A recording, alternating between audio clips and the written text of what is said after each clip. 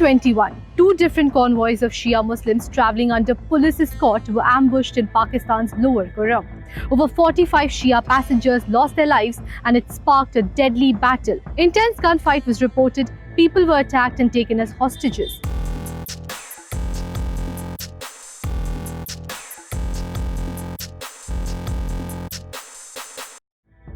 In the last 11 days since the war, over 130 people have died and the conflict remains unresolved. First, let's understand that since November 21, several incidents of gunfights have erupted in the region. These clashes have brought the district to a standstill. On November 28 and 29, 13 more people, including 2 Sunnis and 11 Shiites, were killed in the Kurram district. Fresh violence erupted on November 30th, in which over 50 people were injured. On 1st of December, 6 more people lost their lives in the violence. Officials claim a severe lack of trust between two sides, and neither tribe is willing to comply with government orders to cease fire and hostilities in the region. After the November 21 attack, a 7-day ceasefire was implemented. But did the violence stop? Not at all. It was agreed in the ceasefire agreement that by 28th of November, both sides would vacate the trenches that would be taken over by the army and paramilitary forces. They would also exchange bodies and hostages during the cessation of hostilities. However, firing continued despite ceasefire. From November 21st to this day as we speak, 85 more people have been killed. But this is not it. The numbers can go up. Pakistan's security official has confirmed that there are fears of more fatalities.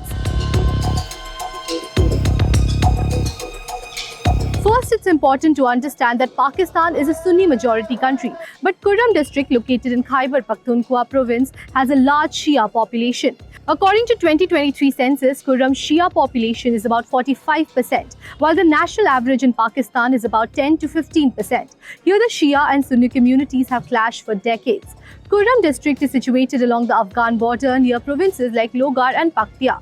The region's long history of sectarian violence is rooted in governance failures, tribal rivalries and geopolitical influence. Upper Kurram, which is predominantly Shia, has better literacy and economic indicators compared to Sunni-dominated Lower Kurram. The area's sectarian tensions have escalated over decades due to several interrelated factors.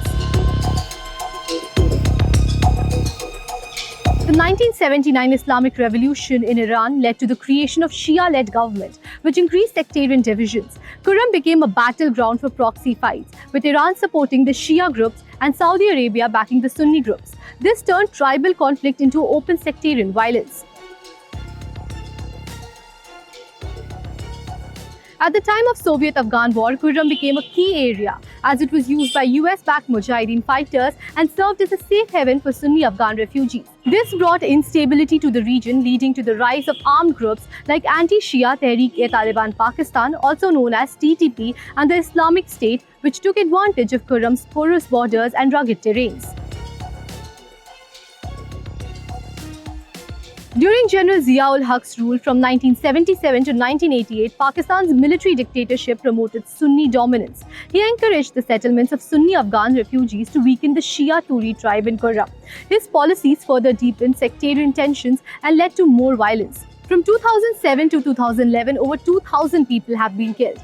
5,000 people have been injured and tens and thousands of people have been displaced according to government reports. Armed militias and outside forces have continued to fuel the sectarian conflict. The recent violence shows how fragile the region's peace efforts are, and with ongoing clashes and unresolved historical issues making Kurram a hotbed of instability. If you like this video, then like, share and subscribe to Mirror Now.